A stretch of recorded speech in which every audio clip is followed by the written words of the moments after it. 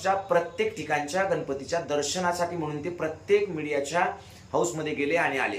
ते आल्यानंतर एका तासाने अचानकपणे सगळ्या मीडियांचं जे आहे तर ते मराठा आरक्षणाबद्दलचा व्ह्यू अचानक चेंज झाला. ते तिकडून जाऊन आल्यानंतर लगेच 1 ते 1.5 तासाने अशी बातमी येते की एका महिला पत्रकाराशी काहीतरी बाबा चुकीच्या पद्धतीने वागले किंवा काही.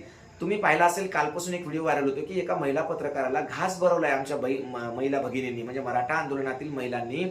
NDTV का कोणती तरी टीव्ही आहे, त्या टीव्हीच्या पत्रकाराला म्हणजे महिला पत्रकाराला तिने चटणी भाकरीचा घास भरवलाय आपल्या हाताने. ही संस्कृती आमची मराठा समाजाची आहे. पण अचानकपणे हा बदल झाला आणि अचानकपणे मराठा समाजाला बदनाम करण्याचा इथं प्रयत्न होत आहे.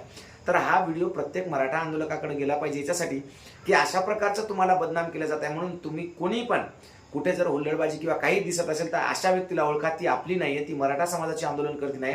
तिला वेळीच पोलिसांच्या ताब्यात देऊन टाका. आणि हे जे षडयंत्र आहे